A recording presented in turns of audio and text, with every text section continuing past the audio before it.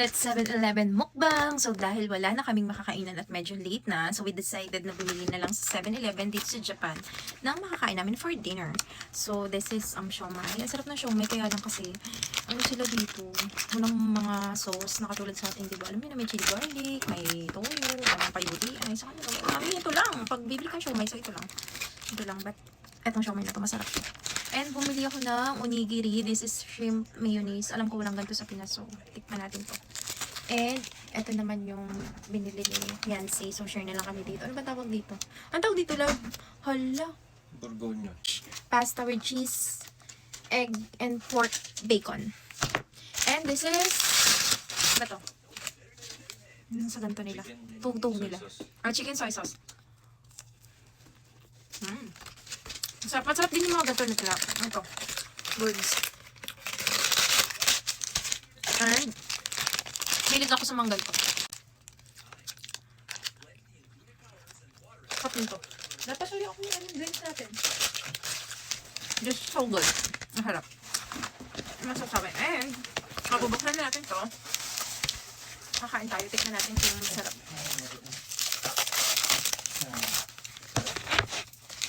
Bumili din pala ako ng ice cream. Masarap yung chocolate na ito eh. So, titikman ko yung ice cream nila. Hindi ko nito sa'yo. Pinuha ko kasi ang init. Of course, water. Ang init ng ano, pinampatungan ko. And, alam niyo, simulan dumating ako dito, everyday ako nagkukook. Parang, ewan ko, best pair yung food nila sa cook. Parang pag hindi, parang pag walang cook, maumuwi ako. So, ito. So, babawi na ako sa Pinas. Pagdating ko ng Pinas, hindi na ako nagkukook. Hindi naman ako mahilig mag-cook pag nandoon. And ito, binili ko din. Buti na lang, dito yung hotel namin, meron siyang ice machine. At saka, ewan ko ba, parang ang sarap ng cook nila dito. Mas lalo pag malamig. Na malamig. So, let's eat na. Tikman muna natin tong pasta din. Ibibigay ko na to dun sa isa. Ito pa pala, binili niya. For the beer, di ako mahilig ka beer. Okay. Itikman natin to. Grabe yung mga toyo. Ayun. Yan. Tikman natin kung masarap. Parang carbonara. Ang harap. Parang lahat na nabili naman. 1,000 din. Kasama pala to. Bumili pala kami ng toyo. And ito, chili oil nila. Kasi nga, para sa siomai.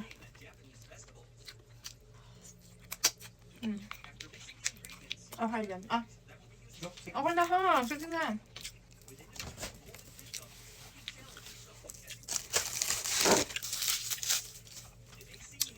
And,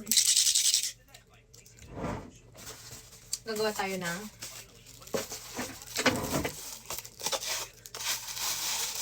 yung plastic cups nila dito. May ganito may plastic cups. Yung paper cups nila may ganito. Pero kailangan ko itong tanggalin. Kasi,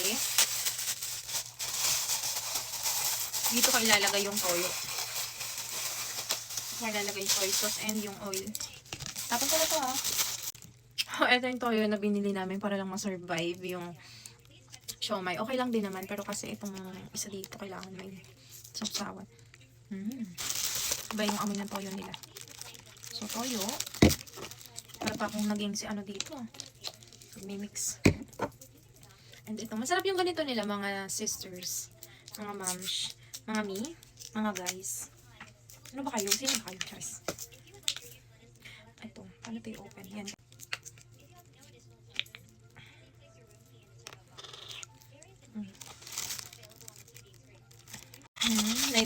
Mix. Ayan, ganito na siya. Yan na natin. So, my love. Kumain ka na, love, kasi may naglalamig yung food. Useless yan na ininit natin. At kung palalamigin mo lang din.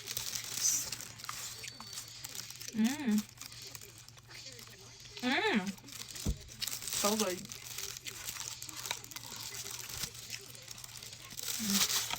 Hot.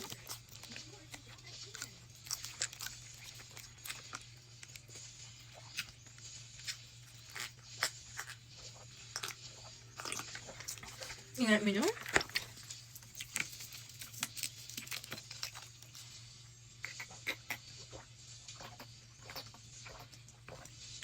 Sorry guys. Gutom na gutom din ako. Dami kasi naman lakad. And ito namang onigiri.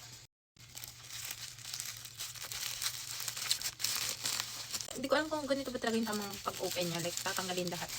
Tapos, saka mo siya kakainin.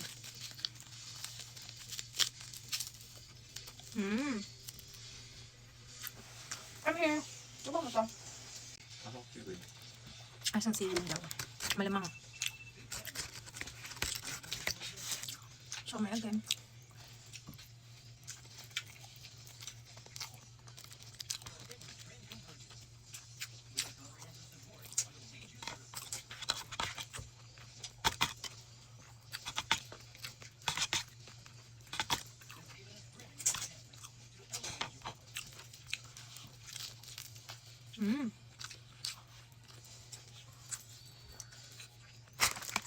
So good. Alam nyo, dito sa Japan, magbubuhay kayo ng puro Lawson and 7-Eleven, no? Kung nagtitipid kayo. Pero syempre, baka maumay ka pag yung lagi yung in-order. At kinakain na. Ngayon kasi naumay naman kami sa mga puro ramen. Na mga restaurant nila. So, 7-Eleven lang.